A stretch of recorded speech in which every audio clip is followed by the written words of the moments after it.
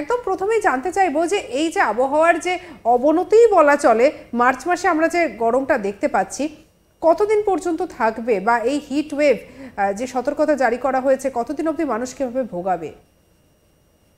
আসলে বিষয়টা দেখুন, এটা তো সবেমাত্র শুরু হলো গ্রীষ্মের, এবং শুরুতেই আসলে এই ধরনের একটা অবস্থা যেটা আমরা খুব একটা প্রস্তুত ছিলাম না।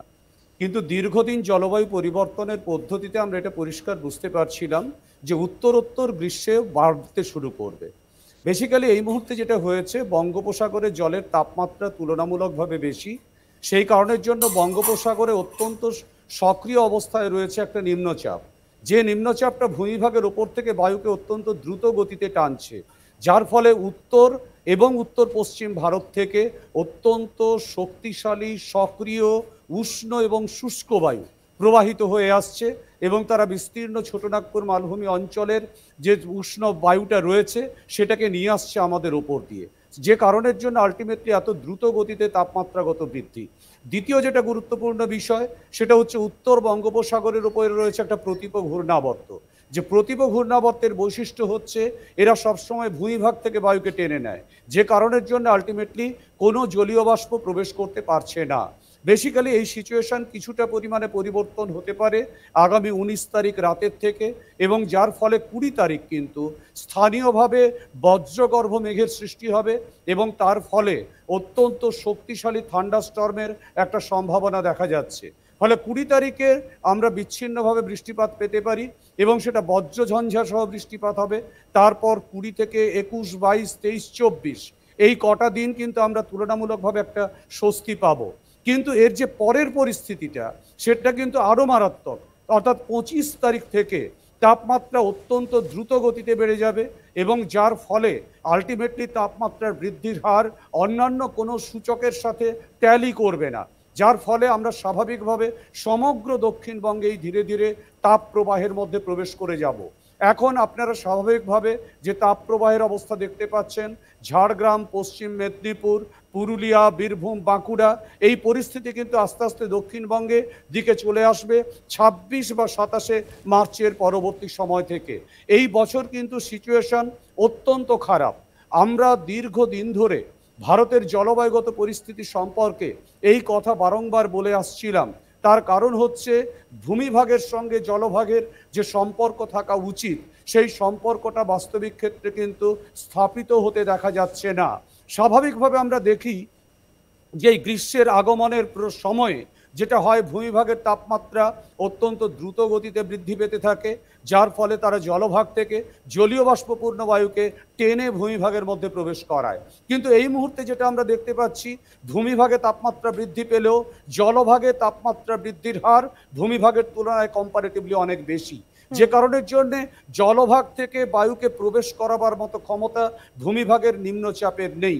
আপনারা স্বাভাবিকভাবে জানেন যে আমরা গ্রীষ্মকাল যেটাকে আমরা বলি, সেই গ্রীষ্মকালে আমরা খুব আশায় থাকি যে মৌসুমী বায়ু আসবে এবং তার ফলে আমরা বৃষ্টিপাত পাবো। কিন্তু ভারতে মৌসুমী বায়ু বিগত 10 বছর ধরে কিন্তু সঠিক ছন্দে আসতে পারছে না। এর মূল কারণ হলো রাজস্থানের থর্মরুভূমি অঞ্চলে প্রচুর পরিমাণে বৃক্ষ রোপণ করা হয়েছে, যে কারণের জন্য থর্মরুভূমি অঞ্চলে কোনো নিম্নচাপ তৈরি হচ্ছে না। এই মৌসুমী বায়ু আগমনের মূল প্রাণ শক্তি কিন্তু রাজস্থানের থর্মরুভূমি অঞ্চলের নিম্নচাপ, যার ফলে আমরা রাজস্থানে বৃক্ষরোপণের ফলে যেই নিম্নচাপ বলয়টাকে নষ্ট করে ফেলেছি, তার প্রভাবে কিন্তু ভারতবর্ষের প্রায় 9খানা রাজ্য বিশেষভাবে ক্ষতিগ্রস্ত হচ্ছে। তার মধ্যে হচ্ছে আমাদের দক্ষিণবঙ্গ, তার সাথে ঝাড়খণ্ড, বিহার, উত্তরপ্রদেশের সমগ্র অঞ্চল, পাঞ্জাব, হরিয়ানা, এই বিস্তীর্ণ অঞ্চলে কিন্তু বৃষ্টিপাতের জল বাস্তবিক ক্ষেত্রে সময় মতো এসে পৌঁছতে পারছে না, এবং যার ফলে আমাদের এই তীব্র দাবদাহকে ভোগ করতে হচ্ছে। আমরা 20, 21, 22, 23, 24 এই সময়টাতে বেশ কিছু পরিমাণে হয়তো বৃষ্টিপাত পাবো। স্থানীয়ভাবে কয়েকদিন তাপমাত্রা কিছুটা নিম্নমুখী থাকলেও বাস্তবিক ক্ষেত্রে তার পরবর্তী সিচুয়েশনে যে তাপমাত্রাগত বৃদ্ধিটা দেখা যাবে, সেটা কিন্তু স্বাভাবিক অবস্থার থেকে অনেক দ্রুত গতিতে বৃদ্ধি পেতে থাকবে, যার ফলে কলকাতার তাপমাত্রা কিন্তু গত বছরের যে রেকর্ড তাপমাত্রা ছিল 43 ডিগ্রি সেলসিয়াস, সেই তাপমাত্রার পরিস্থিতিকেও অতিক্রম করে যেতে পারে। প্রায় 45 ডিগ্রি সেলসিয়াসের কাছাকাছি তাপমাত্রা এসে পৌঁছতে পারে। পারে। সুতরাং আমরা কিন্তু অনেক দুর্বিষহ একটা পরিস্থিতির দিকে এগোতে শুরু করব 25শে মার্চের পরবর্তী সময় থেকে। একেবারেই সুজিতবাবু, একটা কথা জানতে চাইবো, এই যে পরিস্থিতিটার কথা আপনি বললেন, এই পরিস্থিতিটা থেকে যদি নিজেদেরকে রক্ষা করতে হয়, তাহলে মানুষ হিসেবে বা সাধারণ মানুষ হিসেবে আমাদের ঠিক কি কি পদক্ষেপ হওয়া উচিত একটু জানতে চাইবো। বেসিক্যালি দেখুন, গ্রীষ্মের হাত থেকে বাঁচার বেসিক্যালি কিন্তু কোনো রাস্তা নেই। তার কারণ হচ্ছে এটা এমনই একটা তীব্র গরম, আপনি যদি সারাক্ষণ এসি ঘরের মধ্যে চুপ করে বসে থাকতে পারেন তাহলে সেটা আলাদা বিষয়, কিন্তু আপনাকে যদি বাইরে বেরোতে হয় তাহলে কিন্তু আপনি গরমের হাত থেকে কোনোভাবে রক্ষা পেতে পারবেন না। সুজিতবাবু, আমি জানতে চাইছিলাম যে মানে আবহাওয়ার এই যে পরিবর্তন হচ্ছে, আমরা মানুষ হিসেবে যেটা বারবার শোনা যায় যে আমাদেরও কোথাও একটা গিয়ে অবিচারের কারণ, যে যার ফল আমরা বর্তমানে ভোগ করছি, তো সেই দিক থেকে আমরা কোন কোন পদক্ষেপ গ্রহণ করতে পারি এই বিষয়টা একটু জানতে চাইছিলাম।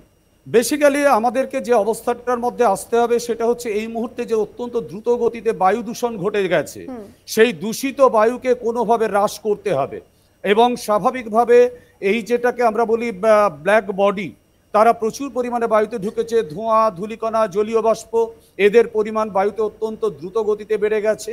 এরা প্রচুর পরিমাণে হিটকে রিসিভ করে রাখছে। এরা ভূপৃষ্ঠে যে পরিমাণ তাপ আসছে সেই তাপকে বিকিরিত হতে দিচ্ছে না।